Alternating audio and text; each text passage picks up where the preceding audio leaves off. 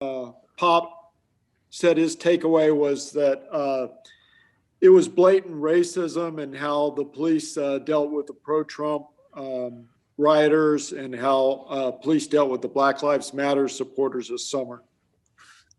Did you agree with that? It's tough, I think for the people who don't understand or don't see the difference that Black people and white people are being treated, for as being arrested or treated by cops. I think that should have been a huge eye opener. If that was a group of Black people going into that building, there would have been more gunfire, probably more people dead. But you see videos of the cops taking selfies, and it's just it's sad, that we haven't come anywhere, that we haven't,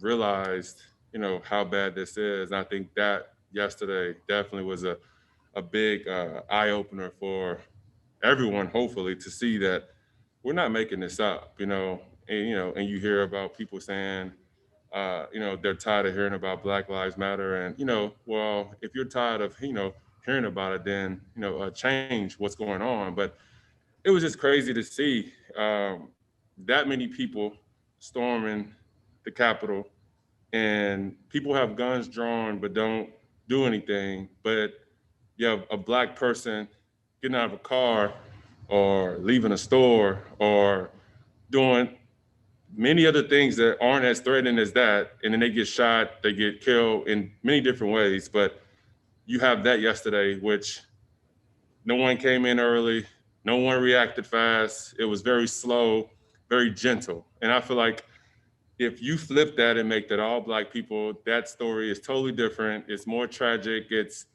more of what we've seen, before this. So hopefully it's a lot of people that's upset about this because it's not okay. And that is kind of what we've been going through, our whole lives of, we fear the cops, but then you had those guys yesterday who was taking selfies with the cops, pointing guns back at the cops. It's just a different feeling growing up in this country. And I feel like we have to work at this to change it. And I feel like the people who don't understand how bad yesterday was, just in general, they're a part of the problem for sure. Thanks, LA. We'll go to Anya from Spurs.com. Hey, LA, I kind of feel weird asking about basketball after such a, passionate and serious answer, but no worries. What is it about you, playing big and hooping against, premier bigs in the league, and especially AD? Man, he's a top talent. He's proven that. He's won a ring, and he's shown that he's definitely one of the top players in the league. So I definitely take that challenge.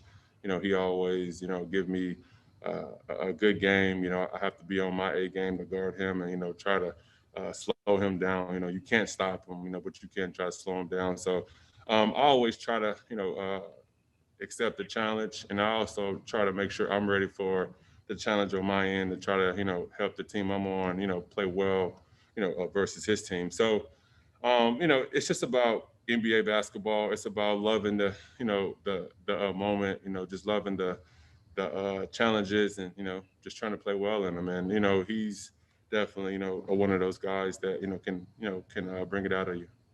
Thank you. Thanks, Anya. We'll wrap things up with Tom Petrini. Tom, you got one question. Hey, LA, 28 points tonight. DeJounte was kind of laughing before. You're crazy in your bag. Hit a couple of those threes off the bounce, especially that post-up one over Caruso. I've never seen a post-up three before. Walk me through that play. What happened there? Well, since I don't get to post up on the block no more, I got to post up somewhere. So if it's at the three-point line, I'll take it. But I was going to go ISO, and try to get to the mid-range. Then I kind of fumbled it. I looked up, I think I had about 5 seconds left. And, I had been talking to Chip, one of the coaches, about I feel better off the dribble lately. So I just got into my dribble and just shot it. And, it felt good, and it definitely wasn't a shot I want to do all the time. But, when it's working, it's working. Thanks, Thank you all. Good game. We appreciate you. Thank you.